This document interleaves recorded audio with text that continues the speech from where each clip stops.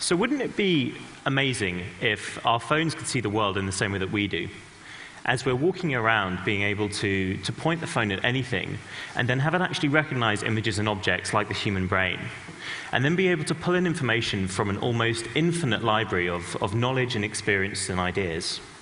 Well, traditionally that was seen as science fiction, but now we've moved to a world where actually this has become possible. So the best way of explaining it is to just show it. What you can see over here is Tamara, who's holding my phone that's now plugged in. So let me start with this. What we have here is a painting of the great poet Robbie Burns, and it's just a normal image.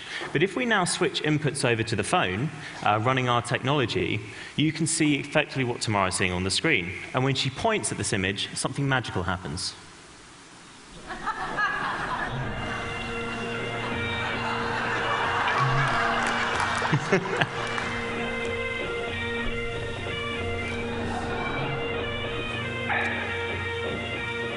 Now summer blinks on flowery. Now, what's great about this is there's no trickery here. There's nothing done to this image. And what's great about this is the technology is actually allowing the phone to start to see and understand, much like how the human brain does. Not only that, but as I move the object around, it's going to track it and overlay that content seamlessly. Again, the thing that's incredible about this is how advanced these devices have become. All the processing to do that was actually done on the device itself. Now, this has applications everywhere, whether in things like art and museums, like you just saw, or in the world of, say, advertising or print journalism. So a newspaper becomes out of date as soon as it's printed. Here is this morning's newspaper, and we have some Wimbledon news, which is great. Now what we can do is point at the front of the newspaper and immediately get the bulletin. You adapt, and you have to be flexible. You have to be willing to change direction at a split second. And she does all that. She's won this title. And that linking of the digital content to something that's physical is what we call an aura, and I'll be using that term a little bit as we go through the talk. So what's great about this is it isn't just a faster and more convenient way to get information in the real world, but there are times when actually using this medium allows you to be able to display information in a way that was never before possible. So what I have here is a wireless router. My American colleagues have told me I've got to call it a router so that everyone here understands. But nonetheless, here is the device. So now what I can do is, rather than getting the instructions for the device online, I can simply point at it, the device is recognized, and then... Begin by plugging in the grey ADSL cable, then connect the power, finally the yellow Ethernet cable. Congratulations, you have now completed setup. Awesome, thank you. The incredible work that made that possible was done here in the UK by scientists at Cambridge, and they work in our offices, and I've got a lovely picture of them here. They couldn't all be on stage, but we're going to bring their aura to the stage, so here they are.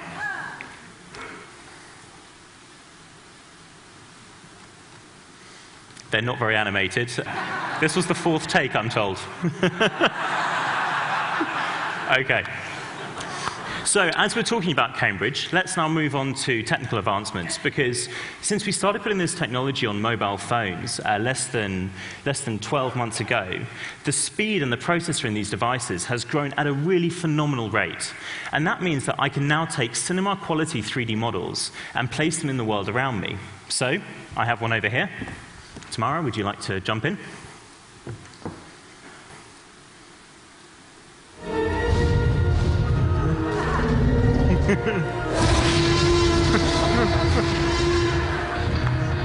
Actually,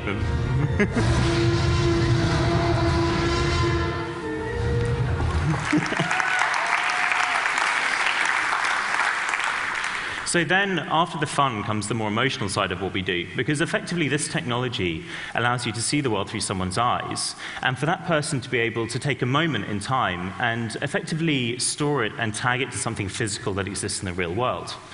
What's great about this is the tools to do this are free, they're open, they're available to everyone within our application, and educators have really got on board with the classrooms. So we have teachers who've tagged up textbooks, teachers who've tagged up school classrooms, and a great example of this is a school in the UK. I have a picture here from a video, and we're now going to play it. See what happens. Keep going.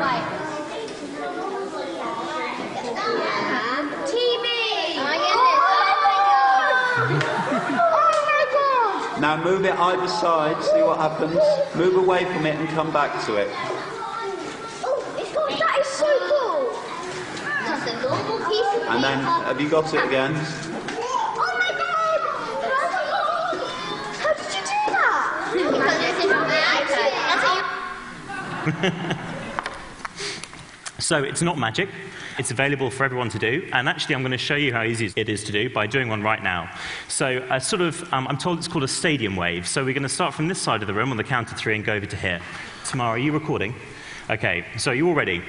1, 2, 3, go. Fellows are really good, huh? OK, now we're going to switch back into the Erasmus application. And what Tamara's going to do is tag that video that we just took onto my badge so that I can remember it forever. Now, we have lots of people who are doing this already, and we've talked a little bit about the educational side. On the emotional side, we have people who've done things like sent postcards and Christmas cards back to their family with little messages on. We have people who have, for example, taken the inside of the engine bay of an old car and tagged up different components within an engine so that if you're stuck and you want to find out more, you can point and discover the information. We're all very, very familiar with the internet. In the last 20 years, it's really changed the way that we live and work and the way that we see the world. And what's great is we sort of think this is the next paradigm shift, because now we can literally take the content that we share, we discover, and that we enjoy, and make it a part of the world around us. It's completely free to download this application. If you have a good Wi-Fi connection or 3G, this process is very, very quick. Oh, there we are. We can save it now. It's just going to do a tiny bit of processing to convert that image that we just took into a sort of digital fingerprint. And the great thing is, if you're a professional user, so a newspaper, the tools are pretty much identical to what we've just used to create this demonstration. The only difference is that you've got the ability to add in links and slightly more content. Are you now ready? We're ready to go. OK, so I'm told we're ready, which means we can now point at the image. And there you all are. 1, 2, 3, go. Well done. We've been Erasmus. Thank you.